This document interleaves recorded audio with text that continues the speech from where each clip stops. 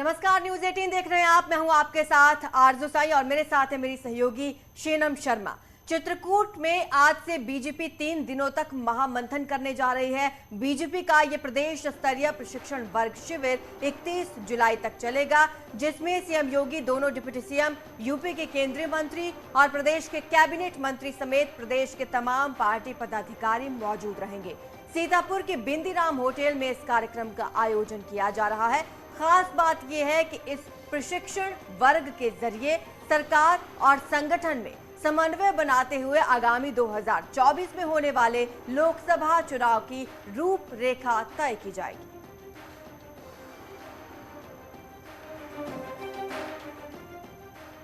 Bharatiya Janata party Chitrakoot जनपद में 3 दिवसीय प्रदेश स्तरीय प्रशिक्षण शिविर का आयोजन करने जा रही है। इस प्रशिक्षण शिविर में उत्तर प्रदेश के मुख्यमंत्री योगी आदित्यनाथ, दोनों डिप्टी सीएम और पूरे कैबिनेट मंत्री सहित उत्तर प्रदेश में रहने वाले वह केंद्रीय मंत्री भी इस कार्यक्रम में शिरकत करेंगे। इसके साथ ही जो पार्टी और संगठन के बड़े राष्ट्रीय स्तर के पदाधिकारी हैं वह भी इस कार्यक्रम में शामिल होंगे। यह कार्यक्रम शहर के बिंदीराम होटल में हो रहा है। हम खड़े हैं वही हॉल में जहां मेरे पीछे देख सकते हैं कि इस हॉल में लगभग 200 लोगों के बैठने के इंतजाम किए गए हैं। यह प्रशिक्षण वर्ग शिविर 3 दिनों तक चलेगा, जिसमें प्रतिदिन 8 सत्रों में यह प्रशिक्षण शिविर चलेगा और कुल 24 सत्रों में यह प्रशिक्षण वर्ग शिविर का समापन होगा। तो कुल मिलाकर के जो तैयारियां हैं वह जोरों पर की जा रही हैं। पार्टी और संगठन का जो समन्वय उस पर चर्चा की जाएगी। इसके साथ ही जो होने वाले लोकसभा चुनाव है वह इसी प्रशिक्षण शिविर से इसकी रूपरेखा तय की जाएगी। कुल मिला के जो तैयारियां हैं वह जोरों पर हैं। अखिलेश सोनकर, न्यूज 18 चित्रकूट। वहीं आगरा से एक अजीबोगरीब मामला सामने आया। एड्रेस नहीं बताने पर एक युवक को मार दिया गया। घायल को अस्पताल में भर्ती कराया गया। दरअसल भल्लो नाम का एक व्यक्ति अपने साथियों के साथ घर के बाहर गली में खड़ा था। इस बीच बाइक सवार एक युवक आया और उसने किसी का एड्रेस पूछा, लेकिन भल्लो और उसके साथी एड्रेस नहीं बता पाए, जिसकी वजह से बाइक सवार उसके साथ विवाद करने लगा। विवाद इतना ज्यादा बढ़ गया कि बाइक सवार युवक ने तमंचा निकाला और भल्लो पर गोली चला दी। पुलिस बाइक सवार आरोपी की अब तलाश में जुटी हुई है।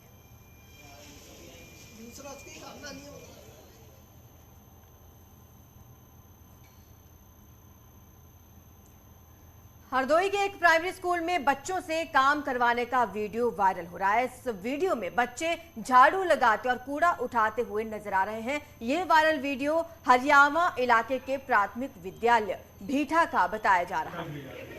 मामले को लेकर बेसिक शिक्षा अधिकारी का कहना है कि इस पर जांच के बाद कार्रवाई की जाएगी।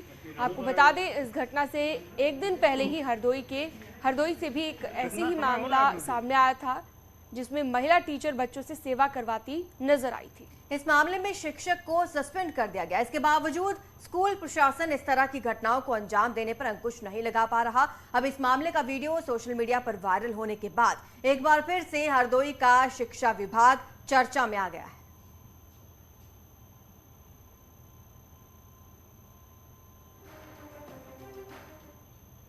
प्राथमिक विद्यालय भीठा का एक वीडियो वायरल हुआ है।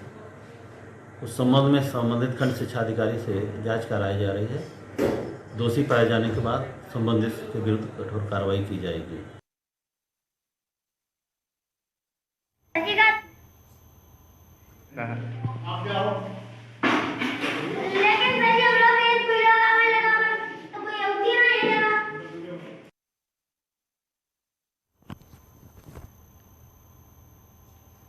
तो वहीं बाड़मेर में एक और मिग-21 विमान हादसे का शिकार हो गया है। बताया ये जा रहा है कि इस विमान में 2 पायलट सवार थे। हादसे में दोनों पायलट शहीद हो गए। ये मिग विमान प्रशिक्षण उड़ान पर था। बाड़मेर के भिमडा गांव में मिग-21 क्रैश हुआ है। जोरदार धमाके के साथ लोगों को आग की बड़ी लपटें नजर आई। मिग-21 क्रैश की सूचना से गांव में अफरा तफरी मच गई और विमान का मलबा भी आधे किलोमीटर के दायरे में फैला हुआ।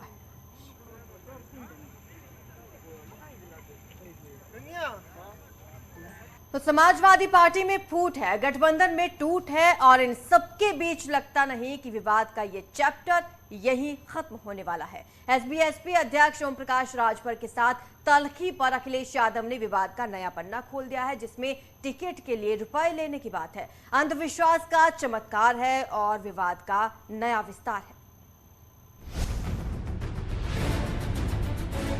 कभी समाजवादी गठबंधन पे आरोप नहीं लगता था कि पैसा लेकर के टिकट दी जाती है। माननीय अखिलेश यादव जी, इतना बौखलाइए नहीं, आपकी जमीन खिसक गई है। पूर्वांचल में आप गए हैं, पूर्वांचल में एक बड़ी ताकत माननीय ओम प्रकाश राजभर। हम अगर ऐसे पढ़ते तो हर गली का नेता पार्टी खत्म कर देता। ओम प्रकाश राजभर जी के साथ जब गठबंधन किया, आरोप लगा समाजवादी और गठबंधन पे कि यहाँ पर पैसे लेकर के टिकट दी जाती है।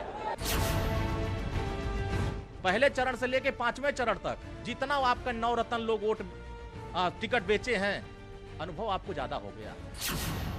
ये तस्वीर फरवरी मार्च में हुए विधानसभा चुनाव के ठीक पहले की है। इस तस्वीर में राजभर अखिलेश यादव के सबसे ज्यादा करीब हैं, लेकिन चुनाव खत्म हुआ और साथ ही खत्म हो गया गठबंधन का मेल भी। और अब दूरी इतनी आ गई है कि रिश्तों की मर्यादा छोड़िए, शब्दों की मर्यादा भी छोड़िए, दोनों ओर से लगाए गए आरोप तमाम सीमाओं को लांघ गए। समाजवादी पार्टी और समाजवादी पार्टी के गठबंधन पर कभी भी समाजवादियों ने गठबंधन किए होंगे, नेताजी से लेकर के अभी तक कभी समाजवादी गठबंधन पे आरोप नहीं लगता था कि पैसा लेकर के टिकट दी जाती है। लेकिन जिस तरीके से ओम प्रकाश राजभर जी के साथ जब गठबंधन किया, आरोप लगा समाजवादी और गठबंधन पे कि यहाँ पर पैसे लेकर के टिकट दी जाती है। खड्डा में अशोक चौहान को इन्होंने अपना प्रत्याशी हमारे यहाँ भेजा था, पूछ लें कितना पैसा दिया था। रसड़ा महेंद्र चौहान, पूछ लें वो कितना पैसा दिया था हमको। ये पूछ लें जगदीश नारायण जफराबाद से कितना पैसा दिए थे। ये पूछें राम कोला पूर्णवासी देहाती कितना पैसा दिए थे। आरोप लगाना आसान है। जून महीने में आए रामपुर और आजमगढ़ लोकसभा उपचुनाव के नतीजों के बाद दोनों के रिश्तों में खटास और ज्यादा आई। दोनों ओर से बयान आने शुरू हुए और अब जुलाई खत्म होने को है तो कहानी आरोपों की जुबान में बयां हो रही है और ताकत का एहसास कराया जा रहा है। माननीय अखिलेश यादव जी, इतना बौखलाइए नहीं, आपकी जमीन खिसक गई है। पूर्वांचल में आप गए हैं, पूर्वांचल में एक बड़ी ताकत माननीय ओम प्रकाश राजभर। समाजवादी पार्टी एक विचारधारा भी है और एक पुराना संघर्ष का नाम भी है। उसे फूंकों से ये चिराग बुझाया न जाएगा। तो 2024 में कोई असर नहीं पड़ेगा सर इसका?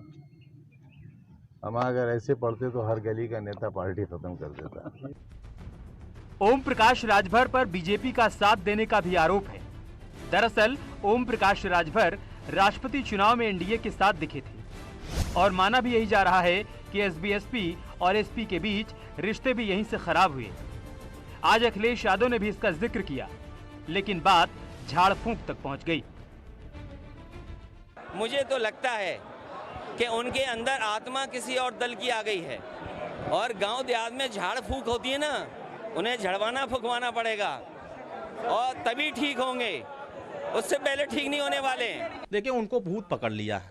किसको? माननीय अखिलेश यादव जी को। उनके घर में कोई प्रेत घुस गया है और चारों कोने पर अब उनको किसी ओझा को बुला करके इसको दिखवा लेना चाहिए। और यही वजह रहा कि ये मुख्यमंत्री नहीं बन पा रहे हैं, क्योंकि इनके इर्द गिर्द कुछ ऐसे प्रेत घूम रहे हैं जो प्रेत नहीं चाहते हैं ये नेता बने।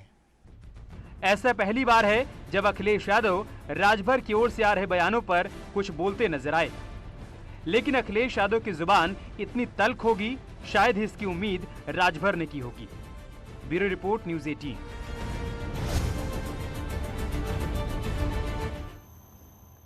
तो चाचा शिवपाल यादव को लेटर जारी करने के बाद आज अखिलेश यादव ने दरअसल एक बयान दिया है। कल ये बयान दिया गया था उनकी ओर से और कहा कि वो मेरे चाचा हैं और चाचा रहेंगे। अखिलेश यादव ने तंज कसते हुए कहा कि उन्हें लगता है कि मैं उन्हें सम्मान नहीं दे रहा हूं, तो मैंने उन्हें स्वतंत्र कर दिया। वो अपने दल में अपने सिद्धांत के साथ आगे बढ़े। इससे पहले शिवपाल यादव अखिलेश यादव को अपरिपक्व भी कह चुके हैं।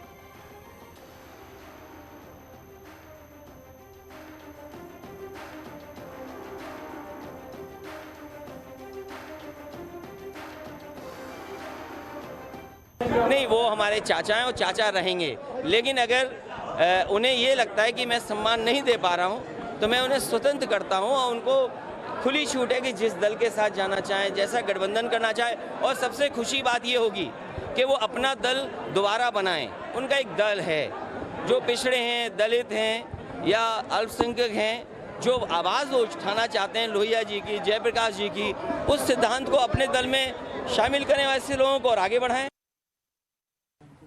तो औपचारिक स्वतंत्रता दी है तो इससे तो अच्छा होता है कि वो विधानमंडल दल से या पार्टी से मुझको निकाल देते हैं और इससे तो अपरिपक्वता का प्रमाण दिया है उन्होंने, राजनीतिक अपरिपक्वता का प्रमाण दिया है।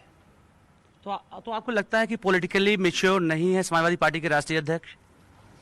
तो उसकी वजह से तो पार्टी कहाँ थी, हम लोगों ने कहाँ छोड़ी और कहाँ पहुंची है पार्टी।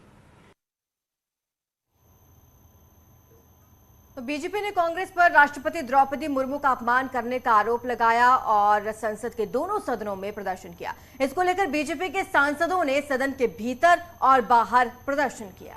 वहीं सीएम योगी ने अधीर रंजन चौधरी के बयान पर कड़ा ऐतराज जताया और कांग्रेस से इसके लिए माफी मांगने को कहा है। देश की सेवा की, तुम्हारे पुरुष जैसा सड़क पर उसका अपमान करते हैं। माफी मांगो सोनिया गांधी इस देश से, इस देश के आदिवासियों से, इस देश के गरीबों से, इस देश की औरतों से माफी मांगो। सोनिया गांधी माफी मांगे, माफी मांगे, माफी मांगे, सोनिया गांधी माफी मांगे, माफी मांगे, माफी मांगे।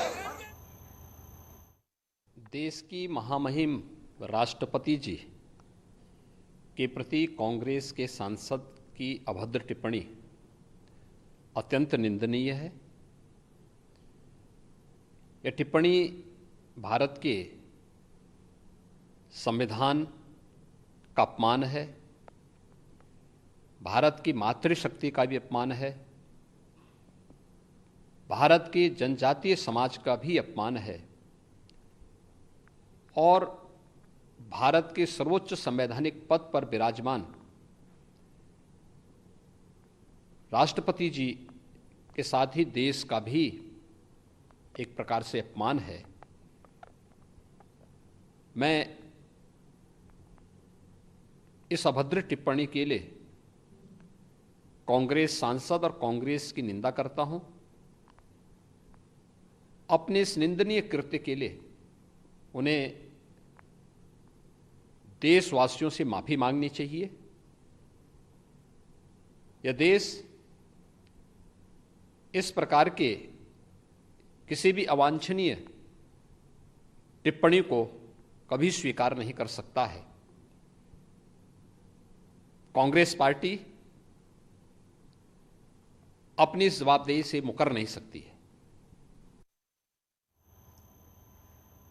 और चलिए आगे बढ़ते हैं, कानपुर देहात की बात करते हैं, जहां पर चलती बाइक से एक महिला कूद गई जिससे उसकी मौके पर ही मौत हो गई। मामला रसूलाबाद कोतवाली का है। पुलिस के मुताबिक बाजार से आ रहे एक जान पहचान की बाइक सवार से एक महिला ने लिफ्ट ली थी और गांव आने पर उसने बाइक रोकने को कहा, लेकिन जब तक बाइक रुकती महिला उतर गई जिससे उसकी मौत हो गई। जानकारी के बाद मौके पर पहुंची पुलिस ने शव को कब्जे में लेकर पोस्टमार्टम के लिए भेज दिया है।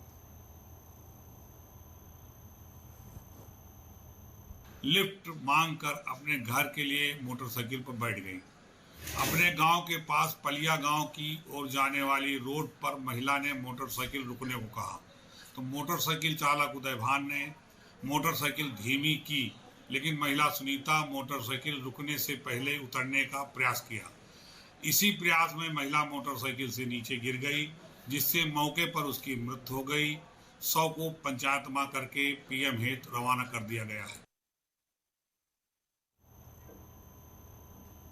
और चलिए शेनम खबरों में आगे बढ़ते हैं। कानपुर देहात से खबर है, जहां पर रूरा क्षेत्र में बने बिजली उपकेंद्र कार्यालय में इन दिनों लोगों के लिए परेशानी का सबब बना हुआ है। बिजली उपकेंद्र की इमारत इतनी जर्जर हो चुकी है कि कभी भी कोई भी बड़ा हादसा हो सकता है। साथ ही लगातार हो रही बारिश के चलते जलभराव की दिक्कत भी यहां पर आ रही है और मामले को लेकर एसडीओ का कहना है कि जर्जर बिल्डिंग के लिए प्रपोजल भेजा जा चुका है, लेकिन अभी तक कोई कार्रवाई नहीं हुई है। जर्जर बिल्डिंग से जान को खतरा, ऊपर से कार्यालय के दस्तावेज, बरसात के पानी से बचाना एक बड़ी चुनौती बना हुआ है।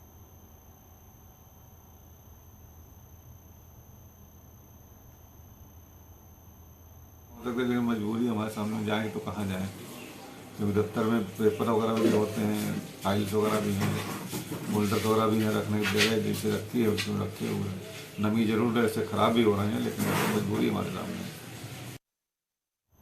और यहाँ एक छोटे से ब्रेक के लिए रुकेंगे, कहीं मत जाइएगा, खबरें लगातार जारी हैं।